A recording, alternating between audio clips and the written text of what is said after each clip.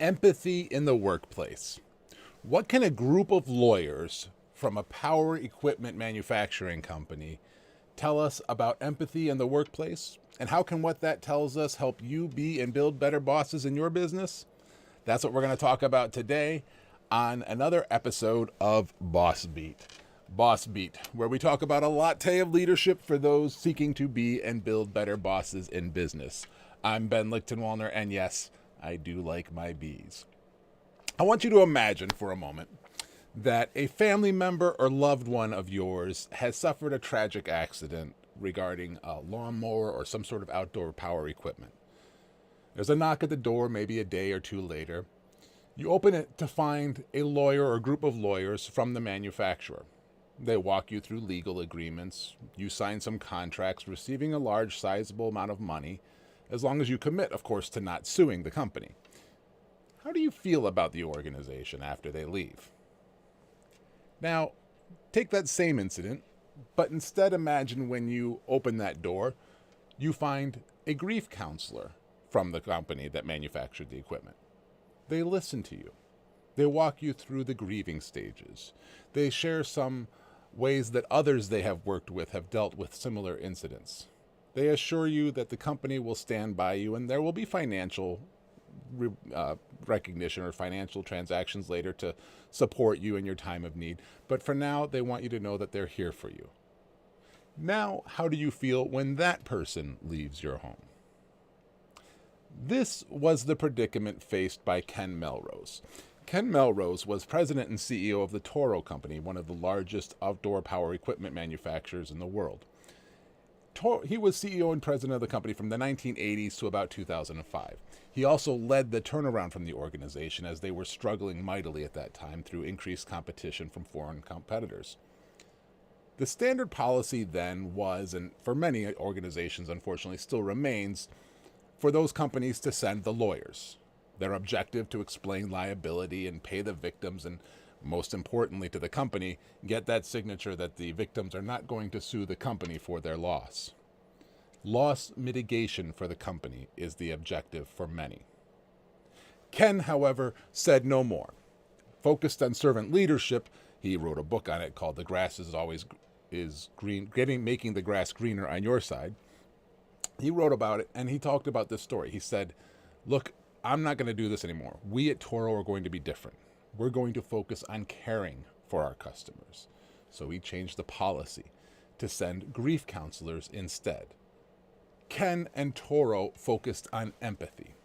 As a result, there was story after story of incidents where customers suffered loss from the equipment, but they actually became lifelong customers and some of the strongest advocates for Toro because Toro stood by them and focused on empathizing with those individuals. Now, as we seek to grow our own better bosses, there's a couple of attributes that we cover under every principle, right? And under the principle of empathy today, first, negotiating conflict. A good leader, a good boss understands how to negotiate conflict. The higher you climb in the organization, the more conflict you're going to have to deal with. Better bosses study the practice of different conflict resolution mechanisms and frameworks. Make sure you understand how to negotiate conflicts. And oh, by the way, let's stay focused on empathy and healing, which is another attribute we'll get to in just a minute. Appreciation. Do you appreciate your people, whether they be customers or employees? And remember, there's different ways to appreciate. Sometimes we often think that we appreciate somebody just because we passed them in the hallway and said, "Thanks for doing a good job." No, that's not appreciation. Good appreciation is specific and timely. "Hey, Eric, I want you to know how much I really appreciate the hard work you put in last night.